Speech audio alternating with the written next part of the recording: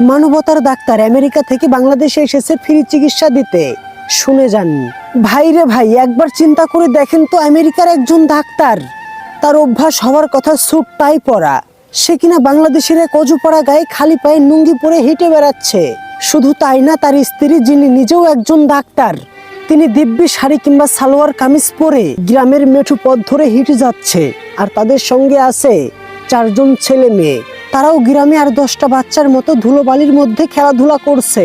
এইটা কোনো সিনেমার দৃশ্য না, এটা বাস্তব। এই দাম্পত্যের নাম জেসন ও মেরিন্ডি। এই দুইটি মানুষ চাইলে কি না করতে পারে।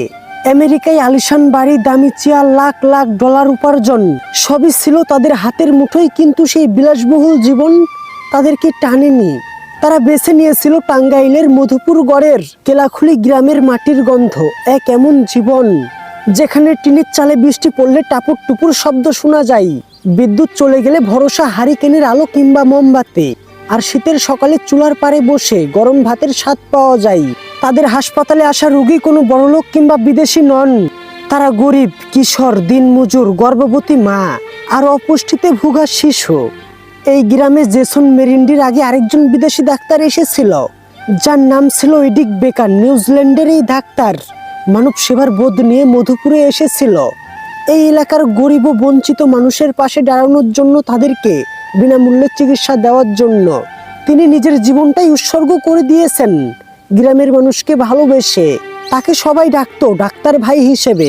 তিনি এই দেশকে এতটাই ভালোবেসেছিলেন যে তিনি আর দেশে ফিরে যাননি।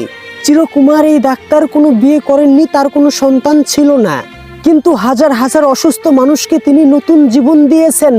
2015 সালে ডাক্তার ভাই শেষ নিঃশ্বাস ত্যাগ করার পরে স্বপ্নের হসপিটালটা প্রায় বন্ধই হয়ে যায়।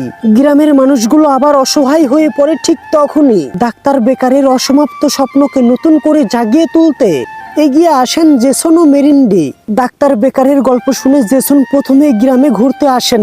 মানুষের কষ্ট আর ডাক্তারের মহান কাজ দেখে তিনি এতটাই প্রভাবিত হন যে সিদ্ধান্ত নেন যে সেখানেই তিনি তার বাকি জীবনটা কাটাবেন।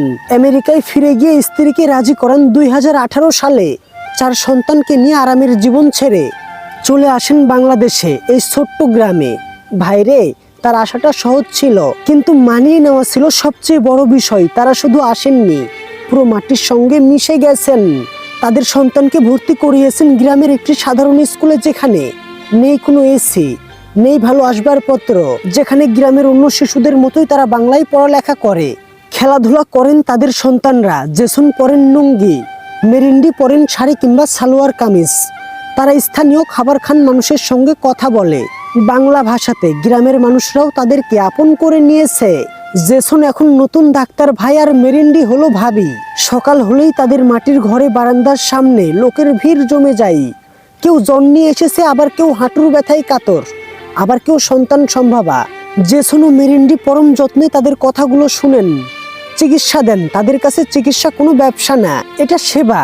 যার সামর্থ্য আছে সে নামমাত্র ফি দেয়, আর যার নাই সে বিনামূল্যে পায় ঔষধ কিংবা চিকিৎসা। আপনারা ভালো থাকুন, এটাই হলো আমার সবচেয়ে বড় পাওয়া। ভাই, এই গল্প শুধু 2 জন ডাক্তারের নয়, এটা মানবতার, এটা ত্যাগের। আর মানুষের জন্য মানুষ হয়ে থাকায় এখনো পুরো পৃথিবীটা অন্ধকার হয়ে যায়নি। এই পৃথিবীতে এখনো এমন অনেক সৎ মানুষ আছে, ত্যাগী মানুষ আছেন, যারা প্রতিনিয়তই মানুষের জন্য কাজ করে চলেছেন।